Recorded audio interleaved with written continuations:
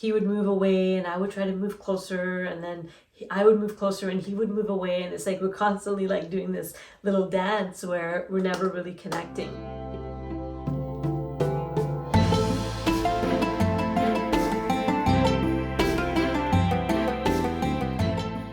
Today I want to talk to you about attachment styles.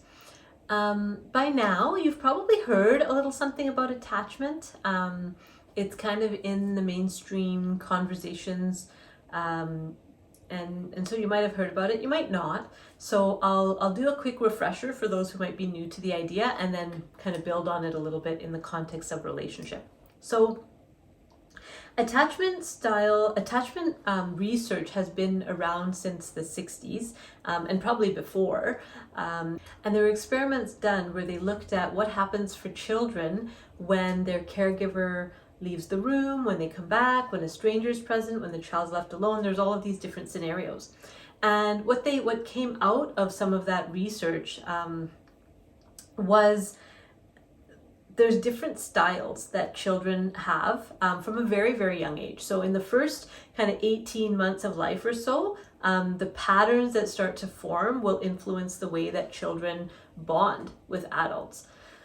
So for example, if a child is regularly left while they're in distress, so whether that means crying or upset in a way, and there's not an adult there to help them co-regulate, they'll develop certain coping mechanisms so that they don't get overwhelmed by what's happening in their nervous system. So these styles are like, they're formed very young, but then they continue throughout life. Because it's that early time that's pre-verbal, where we're setting out those neural pathways of the way that the world is, and what's my relationship in that world? What's my relationship to that world? So I want to talk to you about 3 attachment styles that are kind of well known in the field. So there's anxious attachment, avoidant attachment, and secure attachment. Those are the 3. It's a little more complicated than that, and if you look deeper into the work, you'll find kind of nuance around that, but for the purposes of this conversation on relationship, we'll keep it to those 3. So a securely attached child turns into an adult that is able to connect with others, but also be comfortable on their own. They're able to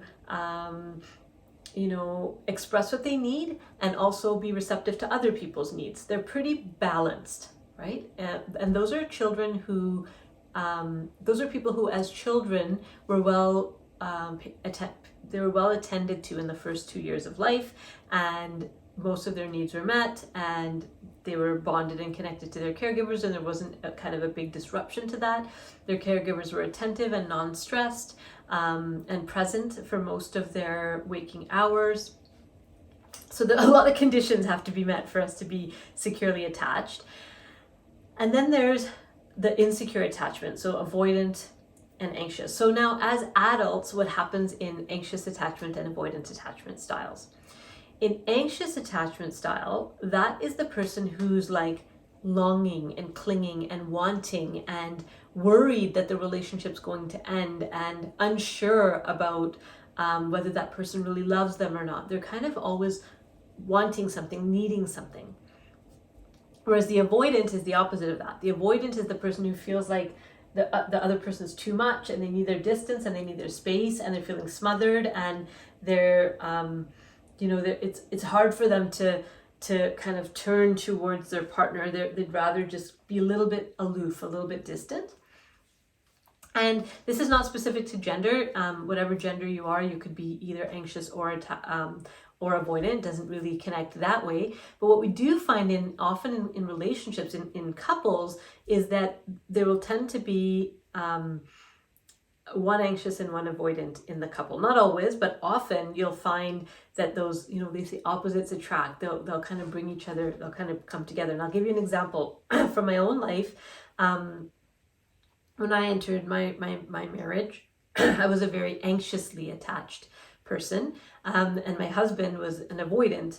And so we'd have these really funny dances that we do, right? Where he would move away and I would try to move closer, and then I would move closer and he would move away, and it's like we're constantly like doing this little dance where we're never really connecting. And one of the things that we learned in our work together, in our growth work together, was that when this dance is happening, one person's moving away and one person's moving closer, somebody in the dance, somebody in the relationship has to decide to just stop moving. So that might be the avoidant person that's going to decide to just stop running away and actually give the person what they're asking for. Because once they get to a certain point, they can't really go any further, right? They're getting what they need. Or the anxious person can stop chasing and just be there. Because once the avoidant person gets to a certain point, they'll feel this magnetism, this magnetic pull back into the partnership. Because we only like the distance to be so far, right? What it means to do that is that you're willing to say, what I need for the moment, for this particular moment in time, what I need in the relationship, I'm going to put it in the back burner and see what it is that you need, right? So when the anxious person stops chasing, they're saying, okay, I'm not going to, obviously that's hard on you when I'm continually on your face, so I'm going to stop. I'm just going to give you what you need, which is space. The avoidant person could, you could be either or. The avoidant person could decide, you know what, they really want to be close to me. Let me just let them connect, because that's what they need. That's what they're longing for.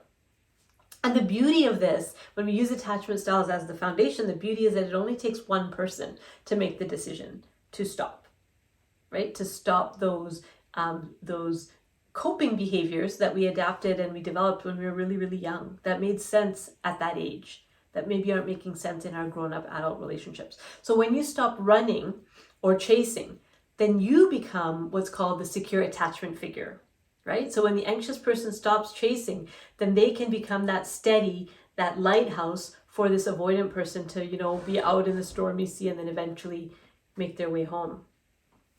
When the avoidant person stops running, they can be that solid, that solid space for this anxious person to land and feel really held. So that's attachment styles and how they relate to relationships. So I'd be curious to know, and feel free to leave it in the comments below.